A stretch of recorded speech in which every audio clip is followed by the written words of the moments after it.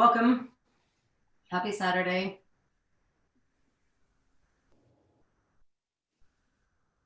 Nancy, did the link work?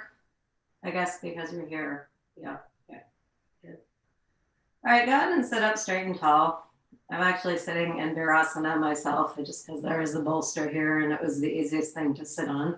But just sit in whatever way is comfortable to you. Just make sure you have enough height that you can really feel some space lifting up out of the pelvic region and that you're not rounding in your lower back. Pratima, oh, let's see, Pratima, you hurt your ankle too. Wow, look at that. Both Vicky and Pratima have ankle things. So. Yeah, I can't put pressure on that left foot at all. Okay. All right. And regardless of the way that you're sitting, you can stretch out the tops of your feet. If you're in Virasana like I am, you can just pull your feet straight back. If you're in Swastikasana, you can turn the soles of the feet up toward the ceiling. Either way, energetically move your outer ankles toward your inner ankles, and you'll feel a lift come all the way up into the chest. Lengthen up through your side ribs. Make yourself as tall as you can from the pelvis, through the waist, through each individual rib. Make yourself tall. And roll your shoulder bones back. Bring your shoulder blades together or toward each other, away from the neck and into the center of the body and up a little bit. And feeling that nice lift and broadness in the chest, close your eyes and fold your palms together to your heart. As you inhale, make yourself taller from the tailbone all the way up through the head. Keep that height, and as you exhale, move the prana, the energy of the breath, outward toward the side ribs and armpits. Inhale, make yourself tall. Keep that height. Exhale, make yourself broad. Inhale, extend yourself. Exhale, expand yourself. Use the breath to create that sense of inner spaciousness. We establish the external frame or shape of the pose, the postural adjustment. We try to fill up that space that the shape of the pose dictates with the prana of the breath. Hopefully, in doing that, it will act like a magnet for the mind, so that the mind begins this process of turning from the outer world toward the inner world, that inner landscape of you, the domain of yoga.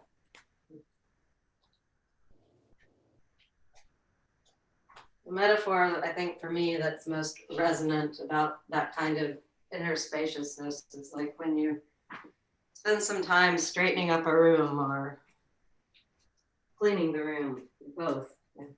There's a different energetic quality to the room, and you actually want to be in that space. So too, the prana of the breath acts like that for the body and the mind. But hopefully you become more comfortable in your inner landscape. Patanjali lists numerous things in the Yoga Sutras that are specific, concrete practices that we can do to remove the obstacles toward inhabiting this inner space. One of them is watching the exhalation, and particularly watching the state of mind at the end of the exhalation when there's that pause at the end of the exhalation. I think he says that because cultivating that practice helps the mind take on the qualities of that exhalation and that pause, so that the mind becomes more serene, more sattvic, more still. And from that still place within, let's chant 3 Oms together.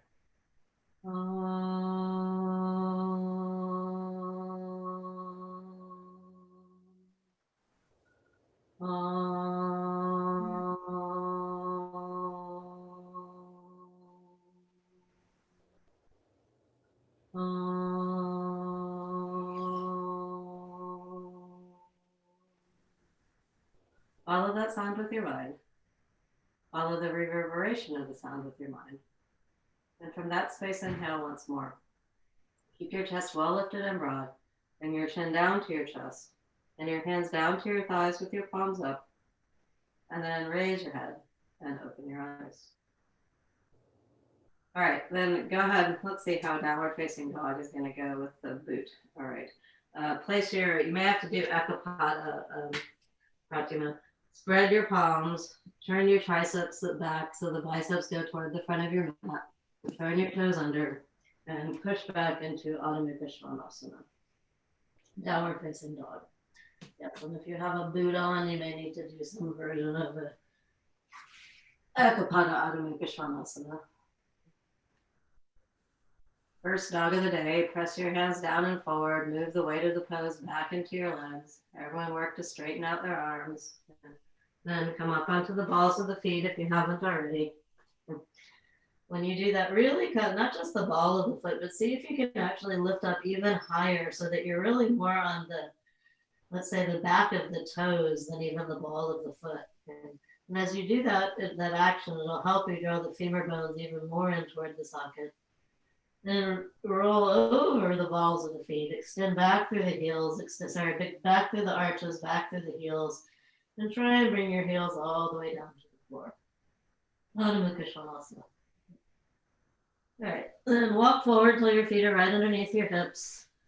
Place your hands on your pelvic bones. Roll your shoulder bones back and come all the way up.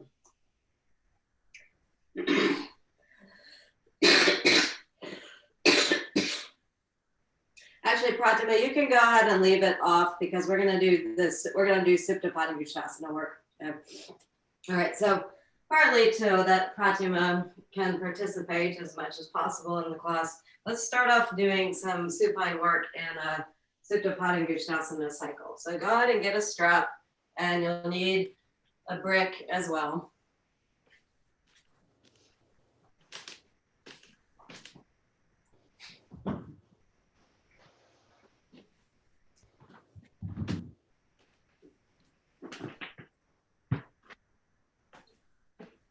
All right, if you want to set up where your feet are near the wall, you can do that. So I'll go ahead and show that by moving my fancy new mat setup over to this free wall. So now I can show more side angle things without moving the mat, which is nice, without moving the camera, which is nice. All right, so we're going to start off having your knees a little bit bent, but have your balls of the feet at the wall. Then hold on to the sides of the sticky mat with your hands and pull the sticky mat toward the wall, and you straighten out your legs. Now, your heels don't actually have to go all the way to the wall. If you were to look up the Supta Padangusthasana cycle in Vajrayana Yoga, you would see that his feet are actually what we might call flointed feet. Right? So here we are on the floor in Supta Tadasana. All right, then keep your left leg pressing down into the floor, and then bend your right knee up in toward your chest. This is Ardha Pavanmuktasana. And first, when you pull the right knee in, don't reach and get it with your hands right away. Okay. Instead, actually use the muscles of your legs to pull the foot in closer to your torso. And then flex your foot and draw up from the little toe side of the foot into the outer hip, and see if that action actually brings the leg in a little bit more. Then you can go ahead and use the strength of your arms to pull the leg in as well. As you inhale, move the thigh a little bit. Kristen, you can do this, just move your leg way out to the side, right? As you inhale, move your thigh closer to your torso. And as you exhale, you can move the leg a little bit away. And then as you exhale, pull the leg in straight up toward your torso. And as you exhale, move that leg a little bit away. Then everyone angle your right knee way off to the side. Okay? And pull the leg in also, again. Okay? Keep on really drawing up from that little toe side of the foot into the outer hip. Then, so in this position, your right heel is kind of on the midline of your abdomen, but your right knee is way off to the side.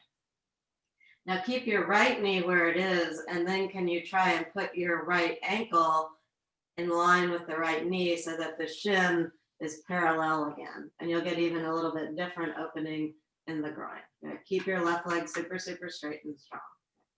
All right, then release and bring that leg back down to the floor. And And just see it from those 3 stages of Supta Padangusthasana, Supta Ardha Pavanmuktasana.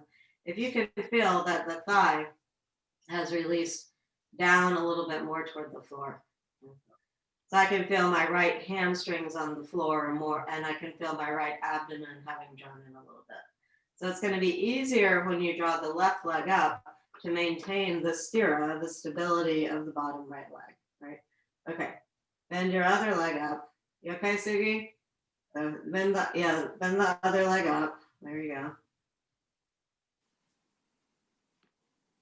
And again, we often are in the habit of just reaching and getting the leg with the hand first, but back off on that habit, because when you actually use, it works the muscles of the legs a little bit more, and releases the groin more if you actually work with the leg itself without using your hands. You can also think of that as training for someday getting into Padmasana without using your hands. Right, and then particularly if you flex your foot and draw up from the little toe side of the foot into the outer hip, I can pull that leg in even more. And as I pull it in, I have to keep stretching through the right leg. Then it's okay. You can go ahead and use your hands. Some people like to pull underneath the leg. I like to do that. Some people like to pull on the top of the shin. Both are effective. That doesn't really matter so much to me. Kirsten, you go ahead and go out to the wide position, obviously. But the rest of us, let's start off first having the knee more just in line with the torso. As you inhale, move the leg a little bit away from you. Press down again through the right leg. And then as you exhale, bring the left leg up. Inhale, move the knee a little bit away from you. Exhale, pull the leg in a little bit more. One more time, work with the breath. Make sure you're still pressing with that right leg and pull the leg in, left leg in. Okay, now angle the left knee out fairly wide, okay, like you're getting ready to do like a malasana. So the knee is outside of the torso, but your left foot, okay, will still be in line with the abdomen. Flex your left foot and again, draw up from the little toe side of the foot into the outer hip. I personally like to just hold on to my ankle with my hand in this stage. Left hand, left ankle, and pull in. Then the third stage, keep your knee out wide, but then angle your foot so it's in line with your knee. And so the shin is basically parallel to the wall on the floor, and pull in again. And you should feel more of an opening in the very outermost part of the hip groin. All right, and then bring both legs down and stand in Supta Tadasana. Sorry, lay down in Supta Tadasana. Stand on the floor with your back. Okay. All right, then go ahead and get your strap. And if you do have a brick handy, you can put the brick on the outside of the hip. I'm going to actually turn around so you can see my right side and use an imaginary wall. All right. So I've got the brick again angled a little bit in a V. So when I come out to Supta Padangusthasana 2, it's going to be there to support my outer hip. Okay. So take your strap, put it on the top of the heel, bottom of the arch, that line of the foot, and stretch your left leg out if you haven't already. Kirsten, you go out to Supta Padangusthasana 2. Everyone else, start off in this 90-degree angle phase. I guess you could actually kind of bring that leg in if you wanted to before you go out. You just wouldn't be able to bring it all the way up very far, but you could get the hamstring stretch. Okay, spread your toes. From the little toe side of the foot, you can even use your strap to pull the little toe side of the foot down toward the hip. Get both legs as straight as you can.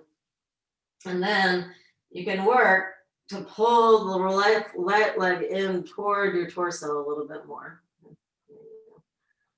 Extend from the buttock through the heel.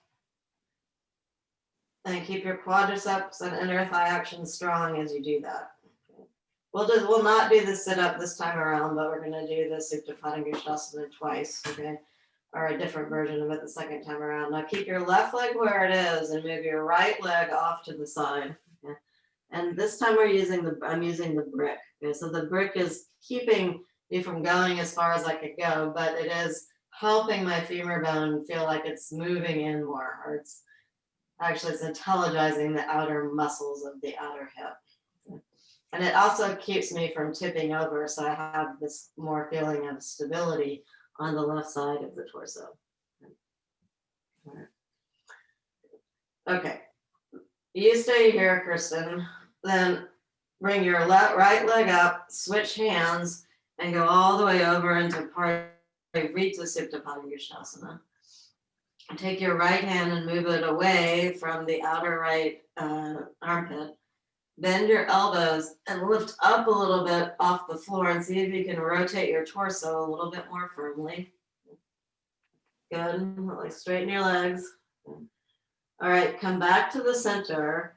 And then second time around for Supta Padangusthasana 2, if you want to get rid of the block, you can. So you can open the leg a little bit more. All right, then close the fold of the knee and put the little toe side of the right foot on your thigh or on your boot on your thigh if you're wearing your boot. Open a little bit into half Padmasana. All right, then retrace your steps. Half Padmasana, back to Supta Padangusthasana 2, and maybe you even got a little bit more opening that third Supta Padangusthasana 2 around. Then bring the right leg back up. Okay. And with control, lower it all the way back down to the floor for Supta Tadasana. And before you immediately bring the other leg back up, see if you can feel the effect that that Supta Padangusthasana work had on the whole side of the right body, whole right side of the body. All right. All right, then bring your left leg up. And there are lots of places to put the strap on the foot. And if you happen to have Lois Steinberg's knee book, she actually explains the different effects of where the foot, what is it called? Strap can go on the foot. But lately, I have really found what's most effective is to put the strap right on the place where the arch and the heel meet each other. And I like doing that because I feel like it roots the femur bone in the socket. Okay? But also it gives me more ability to really spread the foot and work on getting that nice inversion flanted foot shape here because the strap isn't impeding anything on the ball of the foot.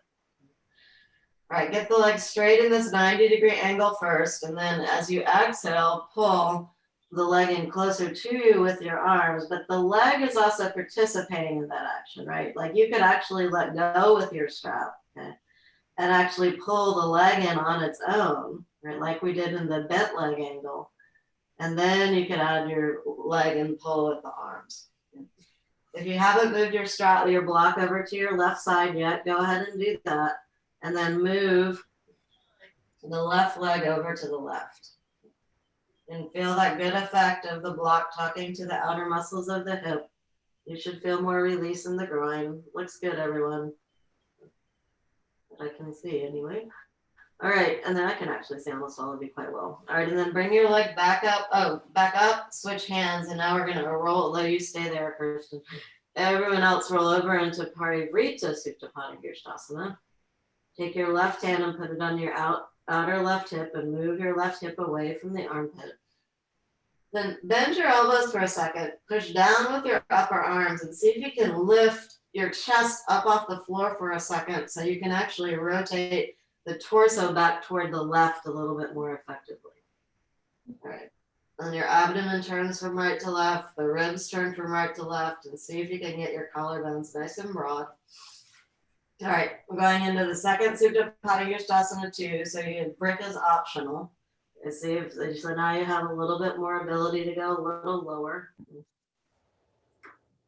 I'm actually lined up myself in such a way that my foot has actually run into my rope wall, and that's a nice way to work too. Sometimes you can actually set yourself up where you have the support of the wall for the foot that's going out to Supta 2.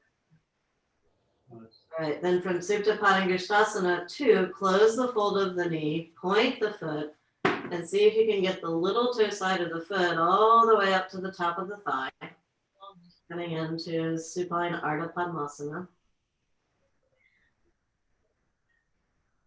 Feel that depth, increased depth, or like today I'm actually just feeling, oh, that feels kind of tight, and I just got a cramp in my foot, but We'll persevere. All right, then retrace your steps. So go from Supta Ardha Padmasana back out to our third Supta Padangusthasana 2 of the day. And you really should feel significantly more opening this third time around. At least I am, meaning that I can go lower to the floor without tipping over. Then bring your leg back up to Supta 1, and then lower your leg back down to Supta Tadasana. And just feel the nice opening that comes into the front of the groin here. Then stretch your arms up above your head. And get even more length in the side ribs and the armpits from having stretched the arm all the way up above your head. All right, so now we're going to do a different pathway through the Supta Padangusthasana work. So bend up both of your knees and cross your right ankle over your left knee. Or rest your, you can bring your arms back to normal. Rest your right ankle on a little bit above the left knee. Flex your foot. Again, if you can try and move both legs up without your hands. So Kirsten, you don't do that. Okay, because that actually also requires a lot of abdominal engagement to do that. Okay. Then you can just stay in the leg cross position and then pull your leg in with your left leg in with your hand. All right. So hopefully what will have happened is you'll see that your right shin is parallel with the collarbone. Okay?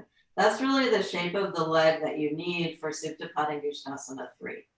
Okay, so everyone keep your right leg where it is. In fact, you can hold on to the right leg with your right hand, but let your left leg go back, your left foot go back to the floor. Okay. Kirsten, you can just bring the leg off to the side and have your foot going toward the ceiling. Okay. But the rest of us, okay, are going to get a strap if you need it. If you can't hold on to your toe, put it around your foot. And then you're going to exhale, do a sit-up, okay, and hopefully hook your elbow behind your head. So you really have to get that to happen. You have to really lift up a lot with the abdominal muscles.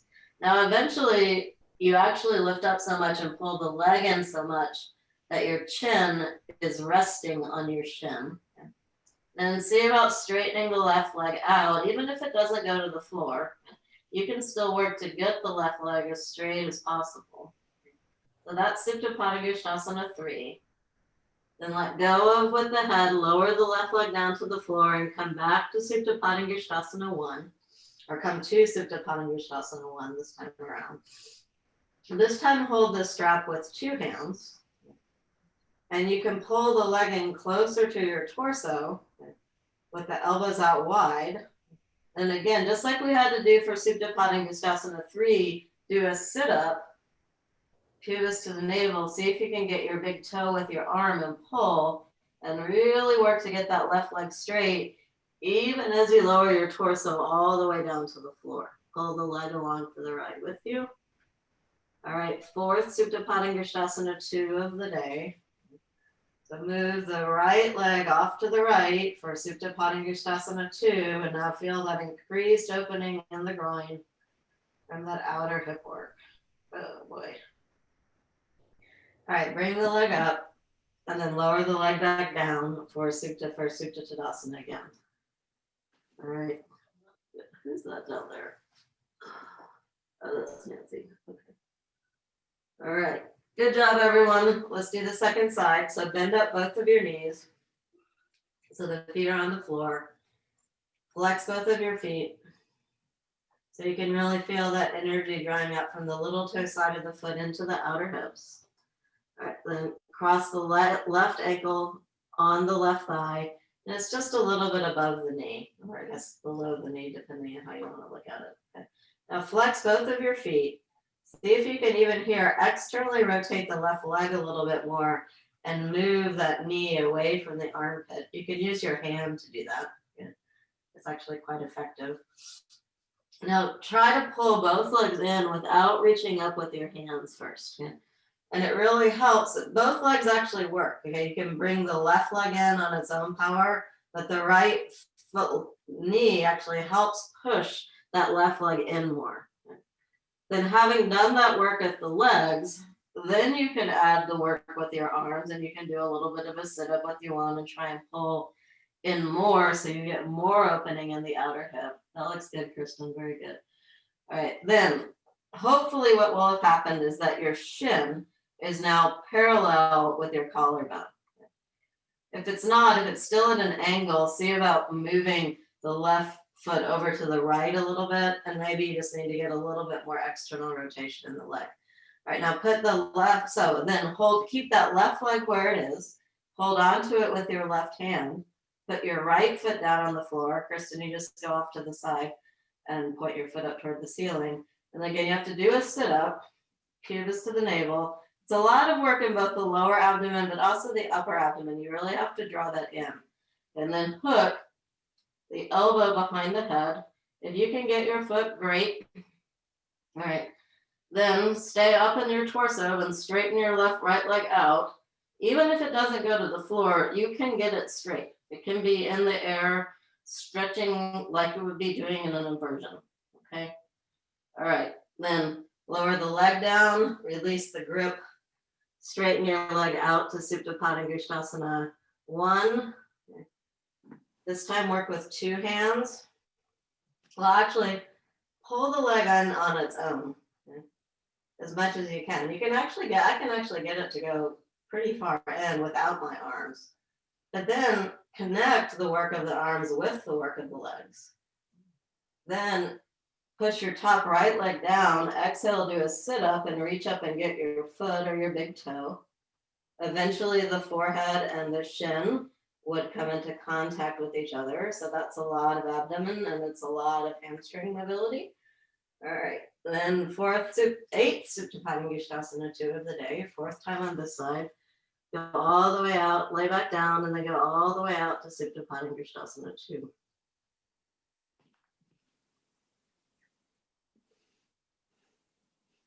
You feel the increased opening in the groin, the increased width across the pelvic region.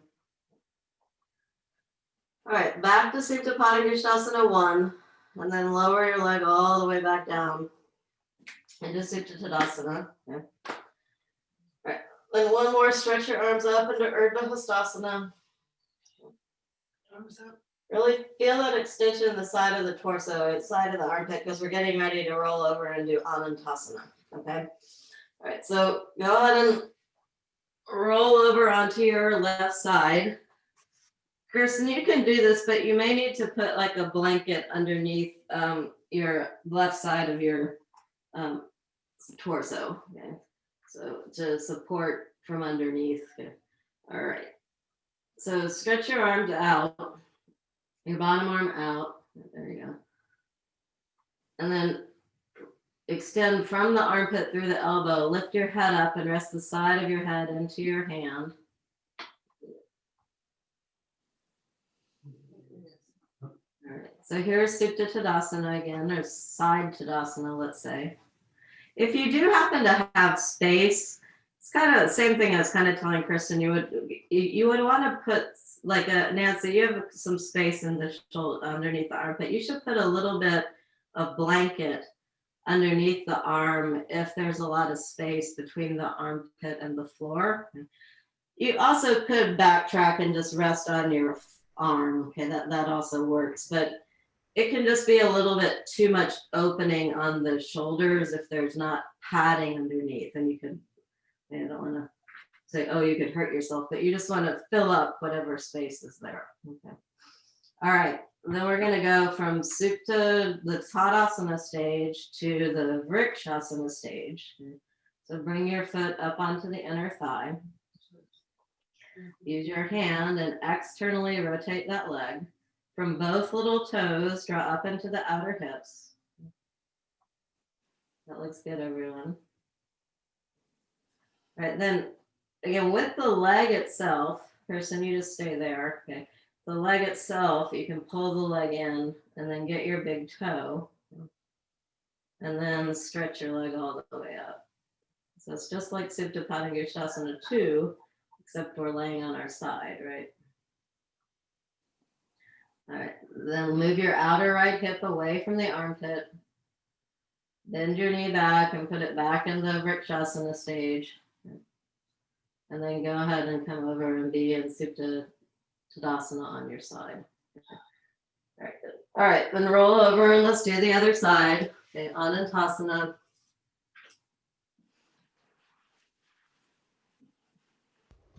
Just putting my glasses on so I can see you well. Yeah.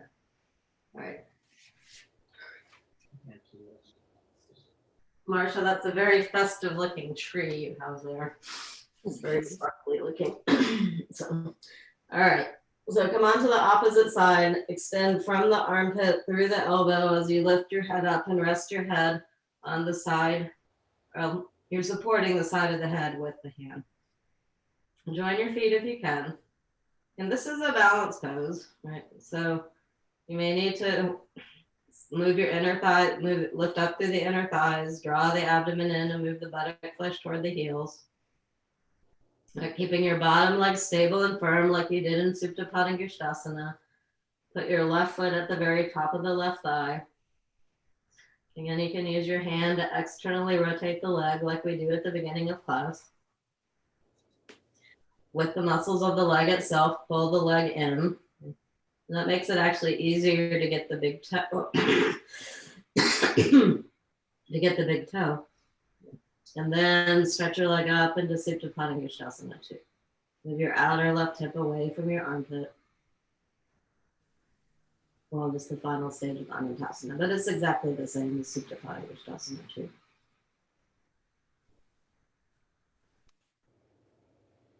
And then retrace your steps, bend the leg, put the foot into Vrikshasana, and stretch the leg out straight.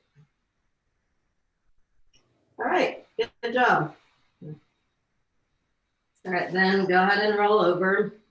Put your hands on the floor, spread your palms, turn the biceps toward the front of your mat, triceps back toward your feet, turn the toes under, and push back into your second downward facing dog of the day. Which hopefully, after all that huge amount of Supta Padangusthasana and Anantasana, you should feel a really good effect. I feel pretty much everything is improved. Like even my hands, I feel more connected with the floor. I feel more opening in the armpits, more movement into the thoracic spine. And when the legs are really engaged and pulling everything back a little bit. All right, and then walk forward till your feet are right underneath your hips. Place your hands in your pelvic bones. Roll your shoulder bones back and come all the way up. So what are you gonna do, Pranima? Are you gonna sit in a chair for the Tadasana? That would be a possibility. We're gonna do some shoulder work now. Yeah. So I think you'll be able to do all of it sitting in a chair. All right. So Vicky's got, so you just have your little lift, right? Okay. All right. So stand in Tadasana or sit in Tadasana. You know what? If you ever, we can all sit in a chair for a second. As we know, some days something might happen to you where you can't put any weight on your foot, and I don't want you to think that you can't do yoga, okay? Right? So here we are in our yoga chair. It doesn't have to be for this particular work, a yoga chair. It could be anything. It could be like 2 bolsters if you don't have a yoga chair, or you could just sit on the floor in Dandasana, right? Any of those things are fine. And it does not, for what we're doing, it does not have to be a yoga chair at all. Yeah, all right. Okay, spread the soles of the feet. Lengthen up from the side ribs and the armpits. There you go, Nancy. Been a little bit high. Yeah.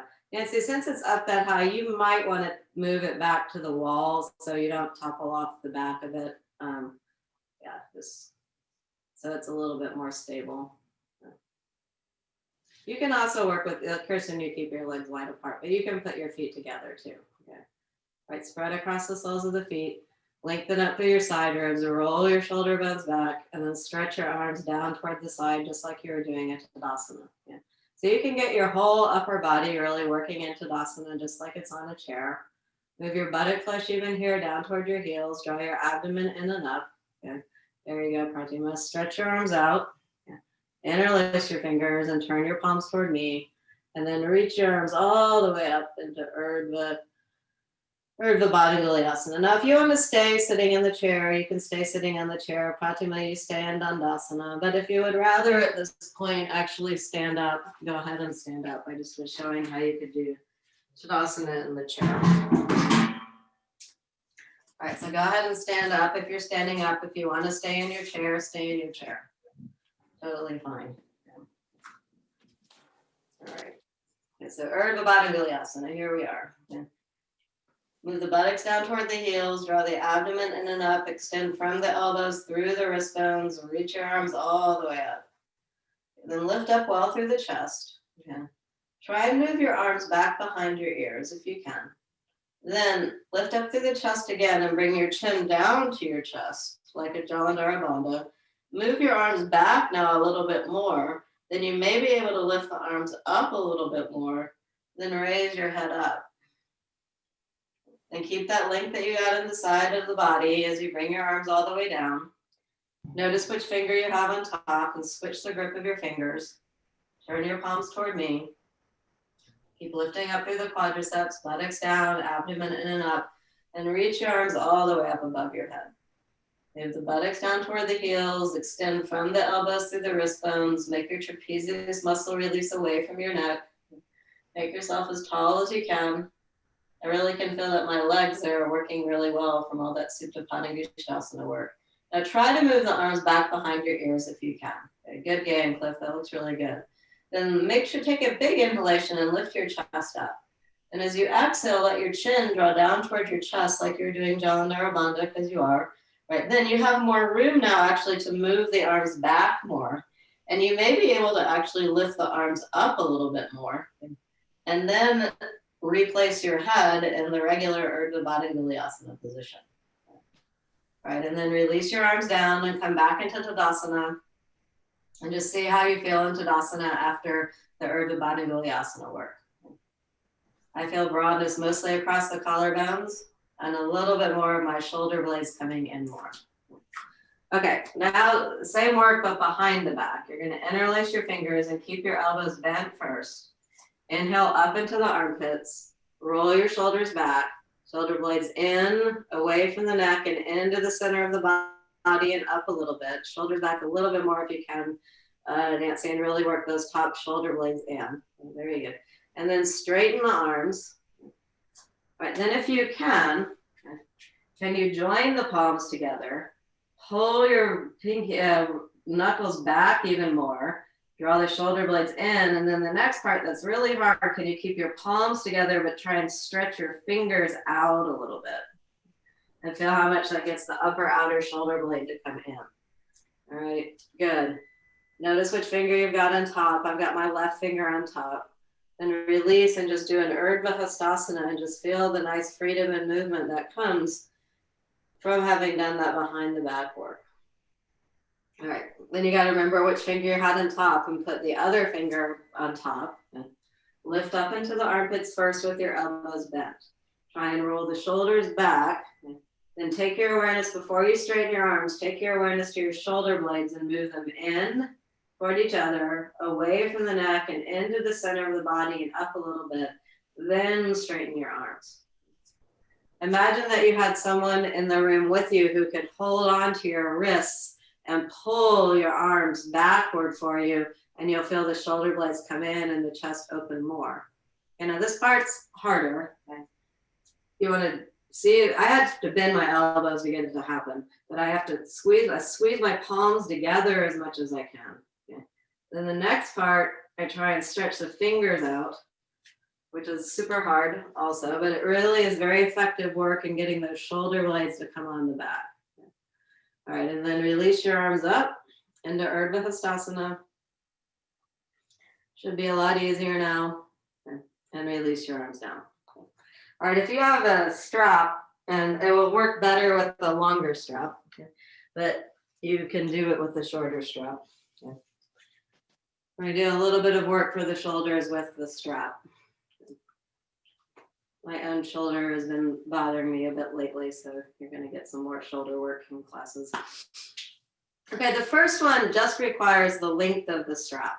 So And unfortunately, my strap is pretty much the same color as my shirt, but I have it at the base of my rib cage. Then you have to pull the strap in a little bit and up a little bit. Okay. So it's not good. You don't want it to slide up toward your armpits. You want the strap to stay hooked around the rib cage so that you can actually feel the whole rib cage lift up. And when I do that, automatically, I also have more ability to draw my buttock flesh down toward my heels. Okay. You may not get your arms straight, okay, though you can. Okay. That'll depend on the length of your strap. If you have a shorter strap, you're probably not going to have room for that to happen. Okay. Okay, so that's the first thing. That feels good. Okay. The next one I really like to do is the cross shoulder strap thing. Okay. So if you make sure you don't hit yourself in the head with your buckle, okay, but you're going to reach the strap across the front of the body so that the strap is on the collarbones, on the trapezius muscle, top of the collarbone. And then you cross the strap behind you and pull.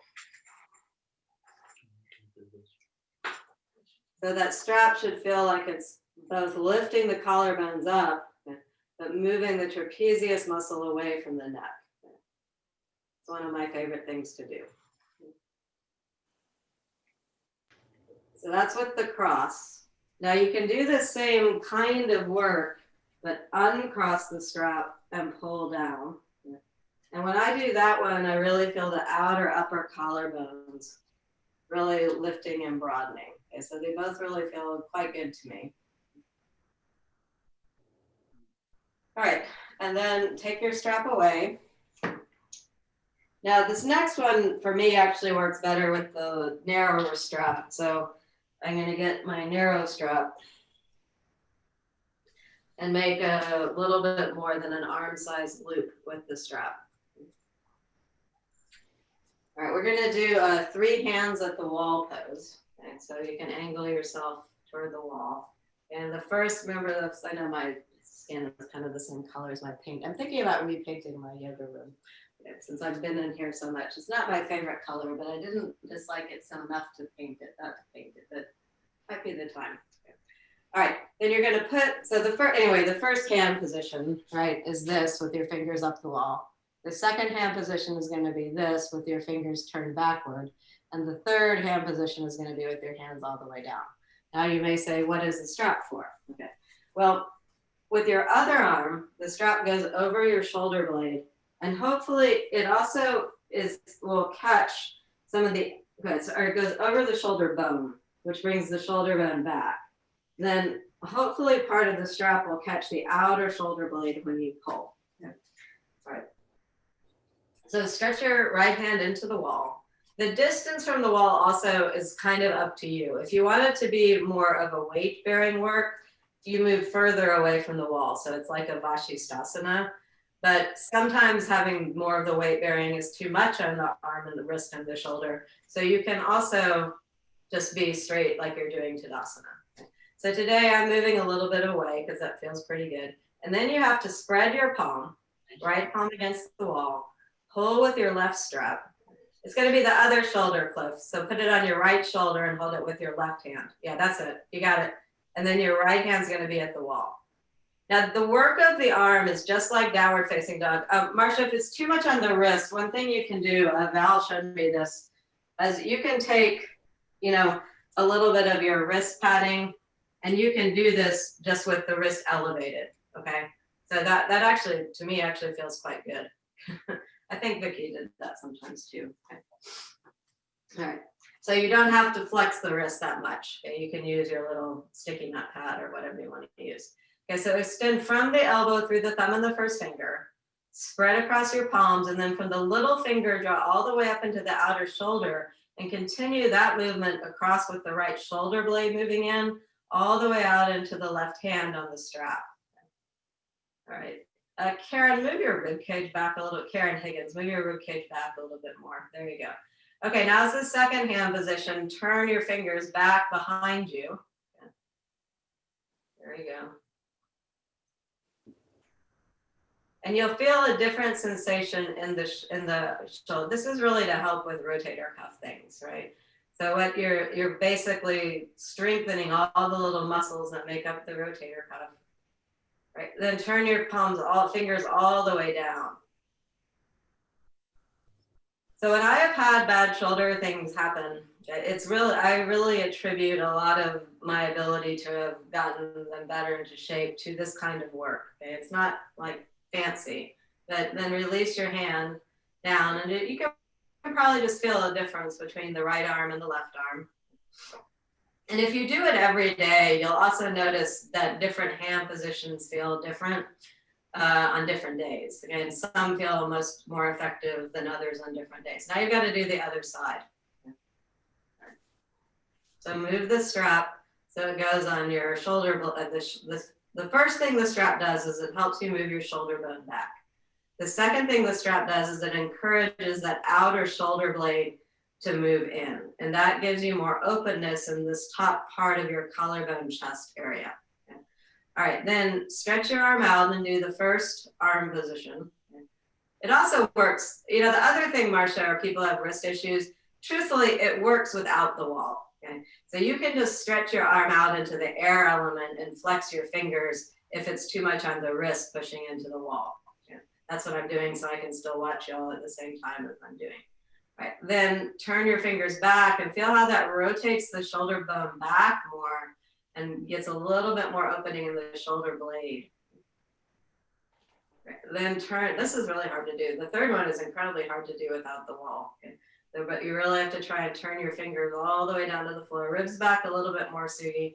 There you go. Good. Same thing, Nancy. Patch, if you could move your ribs back a little bit more. All right. Nice, Melinda. That looks straight up and down. Okay. And then release. Bring your hands down. Let's see. Pratima. Well, you can do this probably. Okay. The other thing that really helped my own shoulders is working with downward facing dog with slanted bricks with those same arm positions. You see, if you have 2 bricks, great. If you don't, then you can just work with your thumb and your first finger at the wall. Okay. So hopefully you have 2 bricks.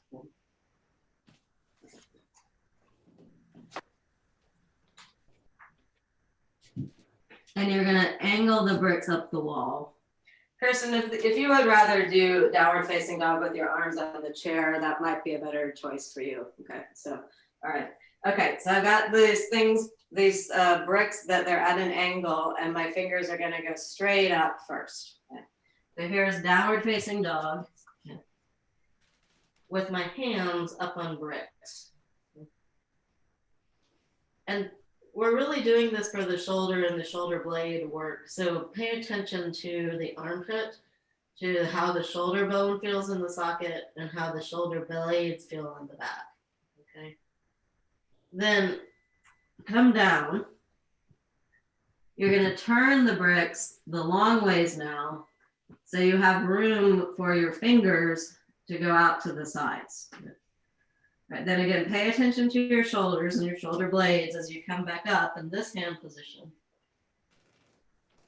And so I feel a little bit more lower shoulder, lower armpit action, and my shoulder blades feel like they've gone a little bit more deeply in to the body. Then come down and take a rest. Flip the brick back. And now this one seems like it would be scary, but it actually, once you're up, it's not so bad. But you stay here. It's kind of like a handstand with those arm positions. And you can come up, and it really changes how the shoulder blade moves in and how the arms open. And then just put your hands flat on the floor and come into a downward facing dog. And observe the effect of your downward facing dog. All right, good. And walk forward till your feet are right underneath your hips. Place your hands on your pelvic bones. Roll your shoulder bones back and come all the way up. Or you can stay on the floor just like that, Pratima. Fine. We're actually getting ready to do Pratima, we're going to do Prasarada Padottanasana, but why don't you do Upavishta Konasana, Pratima? Okay. And Kirsten, if you'd rather do Upavishta Konasana than the concave Prasarada, you can do that too. Okay. All right. Okay, so walk with your feet wide apart. We're going to do the 3 hand positions in Prasarada Padottanasana 2 in the concave stage. So walk your feet out wide. This is our first big wide leg apart pose for the day. We worked mostly in the, we did do all that Supta Padangusthasana too. Yeah. But it changes. You should feel a lot of width coming now across the pelvic region. Place your hands on your hips. Roll your shoulders back. And move your elbows in a little bit so your shoulder blades come onto your back. And then look up toward the ceiling. So you get nice extension toward in the front of the body. You can even do a little bit of a back bend. He actually does a pretty significant one. And then fold forward and bring your hands either down to bricks on the floor or your hands on the thing. And then Pratima, you could do in Upavishta, you could do your arms out and turn your fingers like that. So you could still do the same thing. Or what you had is actually good with the bricks. Okay. So fingers straight ahead. Draw your abdomen in, feel length from the pelvis through the collarbones. Turn your fingers out. Okay. Observe the rotation. Turn your fingers back and observe how the shoulders feel. All right, then come back to the regular straight ahead, first stage of the concave back pose. Then walk your hands back, if your wrists will tolerate it, all the way in line with your feet. Spread your palms. Push down through the palms and lift the wrist bones up out of that tightness. And then bend your elbows back and place your head on the floor or raise your head on the floor. And Pratima, you could fold forward and rest your head on the bricks. So you're getting some of that same, there you go, good job. Nice, Vicky, that looks good. Good, Sugi, good luck. Kirsten, that looks wonderful. Try and get your legs straight, Nancy. A little bit, Melinda, you're moving your weight too far forward when you bring your head to the brick. So yeah, make sure you're just keeping the weight balanced. That's better, 100% better. You fixed it. Good, Chaya. Nice, Amelia. That looks really, a little tiny bit, Amelia, move your buttocks back toward the doorway, but not a lot, just a little bit. There you go. Good. Okay. Good, Bob. That's nice leg action. And good, Marcia. All right. All right, then go ahead and hold on to your ankles with your hands and feel that broadness that comes into the collarbones. Okay. You can keep your elbows out wide and lift your shoulders away from your ears. All right, and then go ahead and come all the way back up. All right, it's now time for a headstand, or whatever you do when headstand rolls around. Okay. If headstand is not in your arsenal of poses, or toolbox of poses, it's okay. We did a good bit of downward facing dog already today, and we just did that Prasarada Padottanasana. So I would suggest, if you're not doing headstand, that you get a brick or two and do Uttanasana with your head on the brick, or 2 bricks if you need it, and really work your leg actions and let the head release down toward the floor. Kristen, you could go ahead and go into Supta Konasana. That would be a nice pose to do. But if you are doing headstand, you can also do headless headstand prep. Chaya, I know that you like that one. Okay. So that's a possibility too. Melinda, that's good, excellent arm work. A little bit more through both inner heels, but particularly the left inner heel is dropping a little bit. Okay. That's looking pretty good. Just make sure your thoracic spine is really moving in. Okay, but the leg action looks good. From what I can see, Vicky, it's looking pretty good. Yeah. Good, Sugi. That looks lovely, Kirsten. There you go, Pratima. Yeah, be careful on that coming down. Probably be better to have someone help you. Yeah. So you don't fall down on that. Let me think if I had a boot on. You can't put any weight on your leg. That one's gonna have to go up first. So you're gonna have to kick with your opposite leg, right? Okay. There you go. And then really work then, so go ahead and come up just on that one. Now lift the hurt foot up first, Pratima. There you go. Really keep it straight and then, yeah, that's it. And just be careful you don't bang your foot on the wall. There you go. That's it. You got the hang of it. That's the basic idea. Okay, so you'll get it. And if you have someone at home to help you, they can just pull the injured leg up for you, and then you'll be able to get up with no problem. Okay. Gay and Cliff, that looks pretty good. Gay, it looks a little bit like you're turning your pelvis and legs toward the bed a little bit. And Cliff, you're a little bit tipping toward Gay. So if you can kind of even yourself out. Yes, that was perfect, Cliff. That was a great adjustment. Okay. All right, Kirsten, you look very relaxed and mellow and peaceful there, so good job. And Chaya, the work you were doing looked good too. Godi and Karen Carpenter, I'm sure you're doing excellent. Oh, Karen, you're doing excellent. Karen Higgins, that looks very good and in a line also. There you go, Nancy, just bring the other leg up then. You almost got it. There you go. Now really work, Nancy, to move your buttock flat, move your ribs back and buttock flush up. In fact, it'd be better for you probably to work with your legs bent. Yeah, like that. You're just pushing the abdomen forward too much. Okay, all right, this was good, everyone. Okay, so now we're gonna come down. Okay, so keep your shoulders well lifted, draw your abdomen in toward the spine, and everyone come down and rest in downward facing child's pose.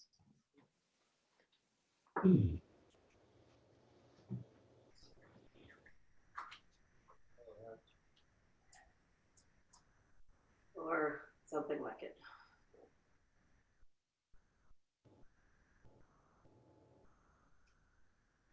Pratima, this next thing you're just going to do with your legs out straight. We're going to do try and do brick Paryankasana. You'll use your legs out straight, and you'll probably need to use the lower setting of the brick rather than the taller setting. Okay. So if you have 2 bricks, again, hopefully you do, go ahead and get them.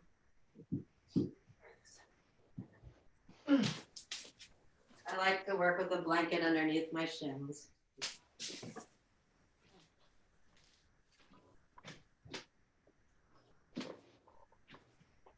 When I do this Virasana work, I like to have padding for my shins so the skin of the knee and the shin doesn't get stuck on the sticky mat. But I like to have my feet on the sticky mat so that they have a better chance of staying straight. Okay, so that's how I set my Paryankasana up. Then the first brick, you want to have right in the middle part of the thoracic spine, the part that we really try to take in and shoulder stand. And then your second brick, hopefully, will be a support for your head.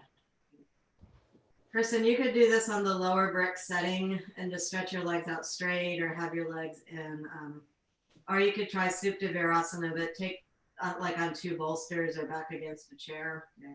But if it feels like it's too much stretch on your front body, then you should just stretch your legs out straight or be in Supta Baddha. And it's a lot of, particularly if you're tight, like I am in the groin, it's a lot of opening in the front body. But we're really doing this to recover from any tiredness or fatigue that might have come to the muscles of the neck in headstand. So when you really work to take the thoracic spine in and have the head supported like this, it helps relieve the neck. It's pretty much my favorite thing to do after headstand, even though I didn't do headstand yet. You can work with different arm positions. You can, Pratima, if that feels like it's too much when they're brick up high like that, because sometimes it is when you're in Dandasana, you can lower the bricks. But if it, or you can put a little blanket on the head brick. So just, yeah, try it both ways. But it just looked like your head is getting thrown back a little bit. Melinda, that looks pretty good. It looks like your left knee, Melinda, is off to the side a little bit too much. Okay. Or you can move the right knee out for them to be even. Just make sure. Chaya, that looks good. That looks pretty good, Nancy. That's a fine approach, Vicky. Good. Sugi, move your knees closer together since that pose is pretty easy for you. That looks really good, Kirsten. All right. Yeah. Perfect. Yay. Okay. And then Amelia, I would just move that thoracic brick up slightly, okay, toward your head, just like a vertebra. Okay. There you go. Good. Nice, Bob. Bob, that's really good extension. That's nice. Okay. Okay, that's better, Pratima. I think it probably feels better, right? Okay. All right, good. All right, then go ahead and use your hands and push yourself back up. You can stay there, Kirsten, if you're comfy. Okay. We're going toward the shoulder stand work of class. All right. Okay, and then stretch your legs out either into Dandasana or into downward facing dog, whichever you feel called to do. I mean, of course, if your legs were already in Dandasana, you don't need to do it. Okay. All right, so we're gonna do our normal repertoire of poses. We're gonna do the Chatushpadasana work. We're gonna do brick Satubandha work, and then we're gonna do shoulder stand. If we have time also to do bolster Satubandha, we'll do that, and legs up the wall. If you don't do shoulder stand, it's totally fine. You'll do legs up the wall pose, but you can do the preceding things. Kirsten, probably for you, either set up for like a bolster Satubandha, where you're laying on the bolster and your head and your shoulders come off, or you can just do, and then have your feet be the same. So you might need to put bricks underneath your feet, and you can have your feet pretty wide apart. You can even put a belt around your feet. You know what I'm talking about? Okay. All right, so first we're gonna do the we're gonna do Chatushpadasana, okay, which is called four-limbed pose. All right. And have your brick, actually have a brick nearby. And also, if you can't get your legs all the way straight in Setubandha, then you would also need a bolster to put underneath your feet, or two even, and that's what I'm gonna have here. Okay, so when we stretch the legs out, my bolster is gonna be here for my feet.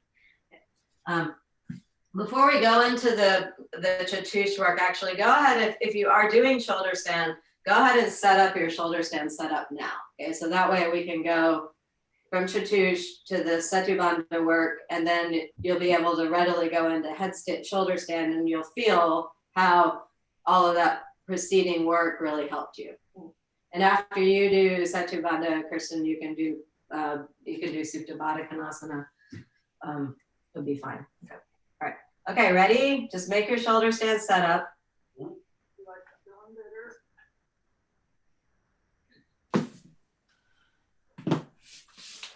And then you're gonna lie down on the floor with your knees bent. Let's see, I guess that works with the boot. Let's see, Pratima. You may need to do this with one leg in the air, but we'll see. Okay. Vicky appears to be doing it with her boot. Okay, all right. So the first one is Chatushpadasana. Okay, this prepares I would say the outer body for the experience of shoulder stand. Okay, because it's a lot of very active work. Okay. So press the feet are hip width apart in this one. Okay. Hold on to the sides of the sticky mat with your hands and tuck your shoulders underneath you before you even go up. Okay. Then push your feet down into the floor and lift your buttocks up high. And when you lift the buttocks up high, to sustain that height, you have to really engage the hamstrings and buttocks and move them toward each other. Then hold on to the sides of the sticky mat again and tuck your shoulders more. And this is a part I've been working with a lot lately, is energetically drag your heels toward your head side, and that brings your shoulder blades in more. But if you pull on the sticky mat towards your feet, that releases the trapezius skin muscles, and it also gives you more broadness in the collarbones. And then lower your buttocks back down and take a little breather. But try to keep the openness that you created in the chest, okay? All right, the next version of this pose is to interlace your fingers underneath your buttocks, if you can. If you can't do that, you can also just hold on to a little bit of strap, okay? But the general idea is you lift up, the leg action's the same.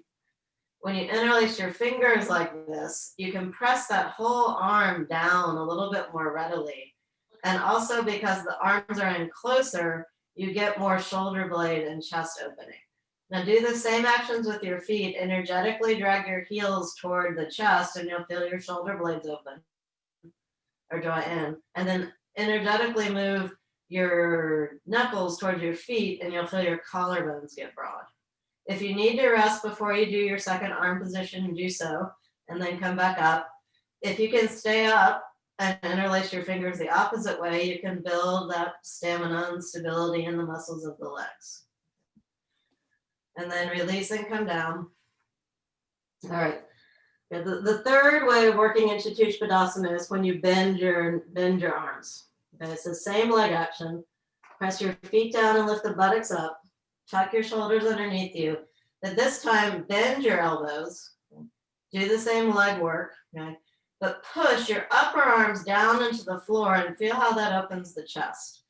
Now, to make it be even more preparation for shoulder stand, turn your palms to face toward you, your head, and you'll feel those shoulder blades move in even more. And this is really the position of your hands for shoulder stand, right?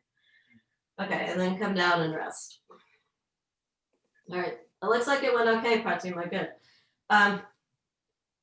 Okay, like I said, that basically teaches the actions that you need for a shoulder stand, but it doesn't really have the same mental energetic. So now you're gonna take your breath. I'm gonna turn around. So when I want to try and straighten my legs out, I have a little bit of help with the bolster. All right. So you can have the brick either horizontal or spine-wise. Okay. Ideally, it's at its tallest setting. Okay. But if you can't get up that high, you have it on its middle setting. Okay. And Sugi, you could even experiment with like using a brick and a half because you've got some pretty big back bend actions there. Okay. All right. So come up onto your toes. Engage your hamstrings and your buttocks, and then just assess. So right now, it's really a very similar shape to shoulder stand. But because you've got the support of the brick, you actually have a little bit more of a Jalandhara Bandha feeling, and it's beginning to give you, because the chin is going more readily to the chest, and it has a little bit more of the energetic feeling of shoulder stand, like a kind of calmness in the brain. Now, normally when I teach this, you would keep the legs apart, but truthfully, we should really work, because it's also more like shoulder stand, to bring the legs together. Except you, Kirsten. So in this bent leg stage, can you bring the legs together? And squeeze the legs together. I can do it if I raise my heels up a little bit at first and then put them down. All right, then the full pose, your legs are completely stretched out and the feet are on the floor. I can't personally do that because my front groins are pretty tight. And so, but it's important to work to straighten the legs. So lately in the past month or so, since the Patricia Walden workshop, I've been retaking on this little project of trying to get my legs straight. They're bending a little bit, but I'm getting a little better. Because that's really what the legs and the front body opening is for shoulder stand.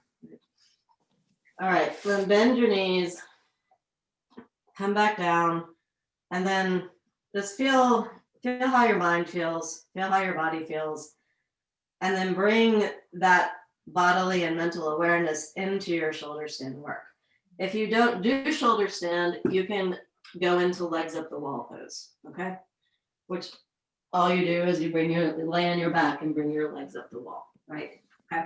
So those of you who are doing shoulder stand, transfer to your shoulder stand setup now.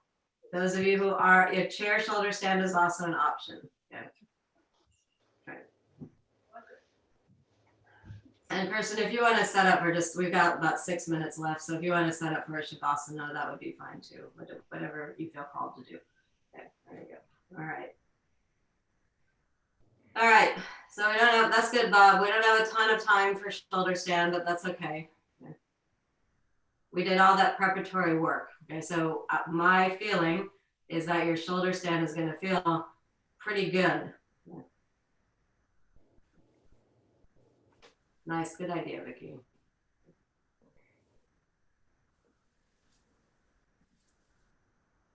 That looks good, Melinda. Nancy, that's looking good. Nice work with the arms and the hands on the back. Shia, that looks pretty good. Though it could be the angle of the camera, but it looks like your feet are a little bit listing over to the left. Vicki, that looks right on the money. Good shoulder lift. Karen Higgins, that looks pretty good too. If you can get your hands a little bit more to the shoulder blades, do so. So you might need to come down to Halasana and regroup. That looks fine, Pratima. Nice, Sugi. A little bit, Sugi. The left arm is a little overly straight, but straighten the right arm more. There you go, sorry. Okay, just work on keeping the arm super, super straight on your way up there. That looks good, Amelia. Nice chest lift. That looks pretty good, Bob. It looks like that, Bob, you could possibly get your elbows in a little closer to each other. Sometimes you just have to readjust and come back down. Okay, like, so if it's not going well, oh, that was good, Kirsten. Good job. That was nice. I like that.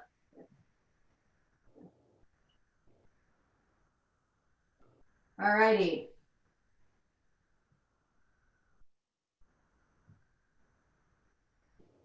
You've got, if you're doing classic shoulder stand, you've got that arm work of Chatushpadasana, right? You've got the leg straightening of the Setubandha work, the chest opening from both Chatush and from Setubandha, but the feeling of the mind should feel very similar to what we were doing in Setubandha. All right, we got about 4 minutes left, so start transitioning out of your Sarvangasana work and come into the Shavasana of your choice. Or if you would prefer to end in like what the wall is, that's okay.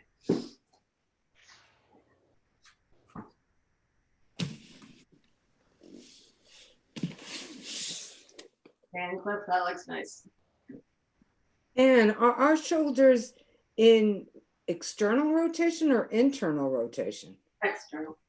Completely external with the arms behind you? Yeah, okay. It's a little bit of a more complicated story in Sarvangasana too, when you stretch your arms out straight and you turn the thumbs down, then the arms do actually internally rotate a little bit. Okay. But in regular shoulder stand, I mean, that's one of the reasons it's hard, because your arms are behind your back, but you're still keeping the external rotation of the arms. Okay. But the tendency is, unfortunately, to do the opposite, and that's why it's hard. My problem. Yeah. Good day, Cliff. All right. Let your eyes release into the back of your head. Let your tongue release away from the roof of your mouth. Unclench your jaw. Let the back of the throat release. Let the sides of the throat release. Let the base of the throat release. Let your ears draw inward. Completely relax the features of your face. Become quiet within.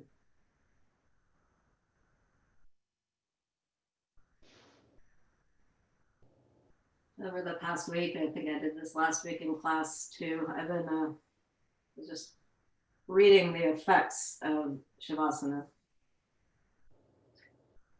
And the big ones are it removes fatigue and quiets the agitation of the mind. And then he ends saying that the stresses of modern day civilization are extreme. He doesn't put it quite that way. He says Shavasana is the best antidote. We are all under various forms of stress. Yoga practice itself is an enormous gift that we all have that helps us navigate the stressful waters of pandemic society. But Shavasana also, the best antidote to the stressors of modern civilization. In the book, he actually suggests doing it for 15 to 20 minutes. So I'm back on my pre-New Year's resolution to at least give people 5. We got 4. It's close.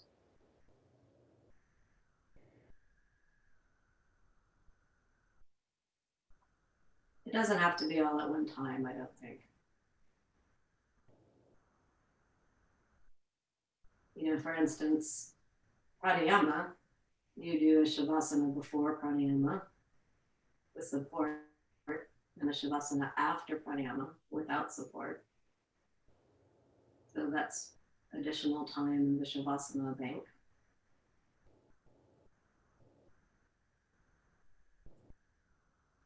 And take a couple deeper breaths. Feel that quietness of mind, tranquility of soul. Place your hands on your rib cage. If you're in legs up the wall, push yourself away from the wall. And then use your hands to push yourself back up. One of my teachers said that Viparita Karani is Shavasana for every part of the body except the lower back. So the lower back isn't quite in Shavasana in Viparita Karani, but everything else is. All right, then sit up straight and tall. Lengthen out through the side ribs and roll your shoulder bones back. And bring your hands together to your heart and close your eyes. I think I learned that little tidbit in the very first Iyengar convention I ever went to in 2001. Stuck with me for some reason. In gratitude to the benefit you receive from your practice of yoga. In gratitude to the people of the opportunity to learn and study and practice yoga with. And in gratitude to the lineage of Hatha Yoga itself, is practiced by BKS Iyengar, reaching back to the sages of India, and down through a line of teachers and students to you, here on the mat, in Austin, Texas, Paris, Texas, Paris, France, Paris, Texas, wherever you happen to be in the world, through this miracle of Zoom. Namaste. Remember, there is the fundraiser year benefit class at 1.